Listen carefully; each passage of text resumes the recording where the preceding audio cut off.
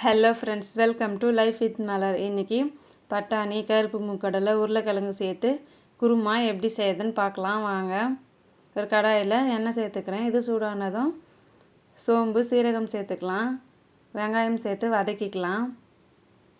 இது கூடவே ஒரு கொத்து கருவேப்பிலையும் சேர்த்து வதக்கிக்கலாம். வெங்காயம் லைட்டாக வதங்கினதும் இது கூட தேங்காய் சேர்த்துக்கிறேன். இதையும் வதக்கிக்கலாம். இது கூட கசகசா சேர்த்து வதக்கிட்டு ஸ்டவ் ஆஃப் பண்ணிக்கலாம். இது நல்லா ஆறுனதும் மிக்ஸி ஜாரில் சேர்த்து ஃபைன் பேஸ்ட்டாக அரைச்சி எடுத்துக்கலாம். இப்போ குக்கரில் எண்ணெய் சேர்த்துக்கிறேன். இதில் பிரிஞ்சி இலை, பட்டை, கிராம்பு, ஏலக்காய் சேர்த்துக்கலாம். வெங்காயமும் கட் பண்ணி சேர்த்து இதை நம்ம நல்லா வதக்கிக்கலாம். வெங்காயம் வதங்கினதும் இது கூட தக்காளி சேர்த்துக்கிறேன்.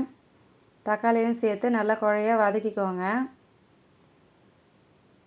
இப்போ இது கூட இஞ்சி பூண்டு விழுது சேர்த்து அதோட பச்சை வாசனை போகிற வரைக்கும் வதக்கிக்கலாம். நம்ம ஊற வச்சு எடுத்துக்கிற பட்டாணி, கருப்பு மூக்கடலை சேர்த்துக்கலாம். இது கூடவே உருளைக்கிழங்கும் சேர்த்து இது கூட மஞ்சள் தூள், தனியாத்தூள், வீட்டு குழம்பு மிளகாய் தூள் சேர்த்துக்கிறேன்.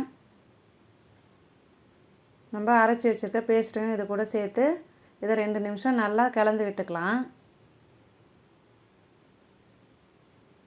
இப்போ இந்த குருமாவுக்கு தேவையான அளவு தண்ணி சேர்த்துக்கிறேன். இதை கலந்து விட்டுட்டு இந்த குருமாவுக்கு தேவையான அளவு உப்பும் சேர்த்து ஒரு தடவை கலந்து விட்டுக்கலாம். இதை மூடி போட்டு ஒரு 5லேருந்து 6 விசில் விட்டுக்கலாம். ப்ரெஷர்லாம் நல்லா அடங்கின பிறகு ஓப்பன் பண்ணிவிட்டு இதில் நம்ம கொத்தமல்லி தழையை சேர்த்துக்கலாம். இதை ஒரு தடவை கலந்து விட்டுக்கோங்க. இந்த குருமா ரெசிபி உங்களுக்கு பிடிச்சிருந்தா லைக் பண்ணுங்கள், மறக்காமல் சப்ஸ்கிரைப் பண்ணிக்கோங்க. தேங்க்யூ.